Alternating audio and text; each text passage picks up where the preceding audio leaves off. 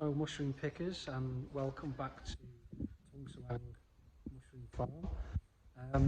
Today I just want to go over briefly our straw chopping process, the tools I'm using or machines I'm using and the reason behind it all. So it'll be a short video but just an explanation, and hopefully it'll help people who are new to it.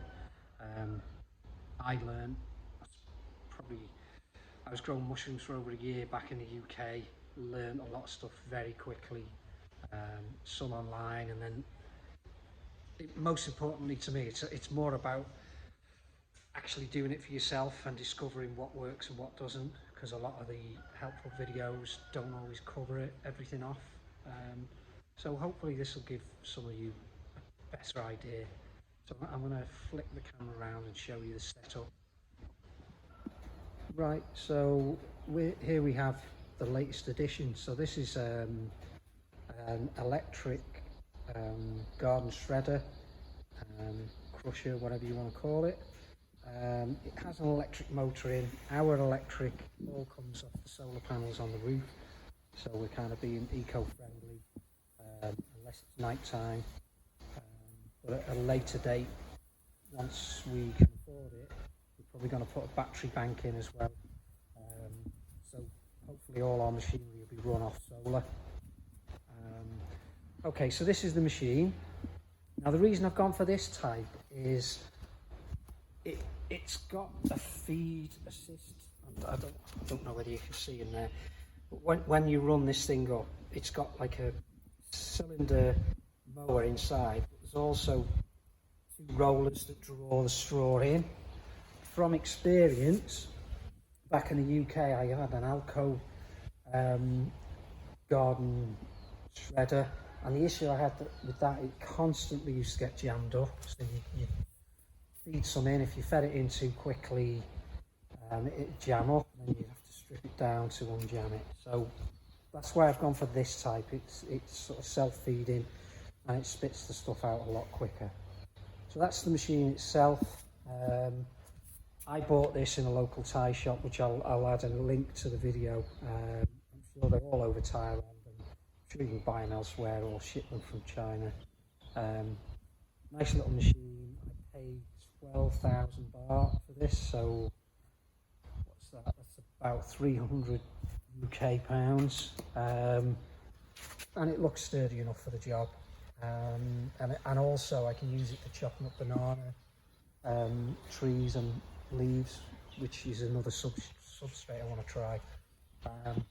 So there's the straw. That is locally sourced rice straw, and what I'm trying to do here is everything I grow, we use locally sourced produce. This straw actually, it was given to me by a local farmer because we kind of look after each other, so there's an abundance of that. If I just show you literally the neighbouring farm, they've recently cut the rice, so there's the paddy fields.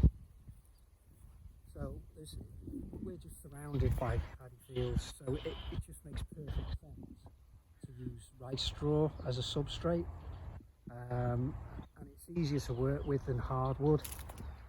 Agreed, some mushrooms won't work on it.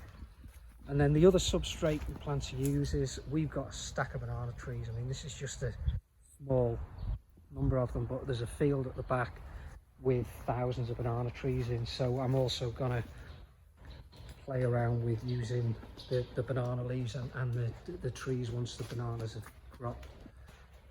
So there we go. So yeah, this machine should eat through this straw. So I'm going to feed in here, and then I've got these baskets, so the straw will drop in there, chopped up fine enough for what I need. Then I've got some carrot bags, or I think they're 40 kilo sort of vegetable bags come in. They should be here tomorrow. So I'll then transfer, from experience, 6 kilos of dry straw, once soaked overnight for 12 hours, comes in at around 20 kilos. So what I'm going to do is put try and mix up bags of 6 kilos of straw, and then I've got these are ice boxes. So I'm going to use these as soak tanks. So I'm hoping that these are all filled up.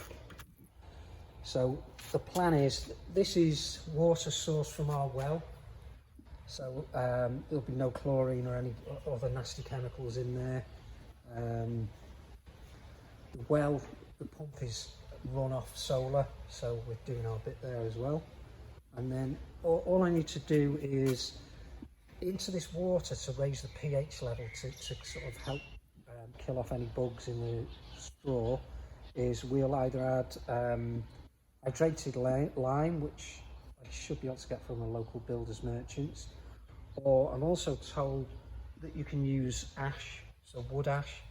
So I've never used wood ash, but I'm going to try it because a lot of people, it's just normal for people to have fires around here, and if I can get wood ash from a recent fire, then I'll use that. But the other option is lime. So yeah, the tank will add enough lime to raise the pH level. I know back in the UK we used to get the pH level up to around 13, and then drop the bags into the tank, soak overnight for 12 hours, then take the bags out, let them drain off for normally 1 to 2 hours, just so that they're not dripping wet. They just want to be moist and not like absolutely saturated. So that's my setup for chopping straw. I'm going to stop the video now, run the machine up and maybe capture some footage of that as well.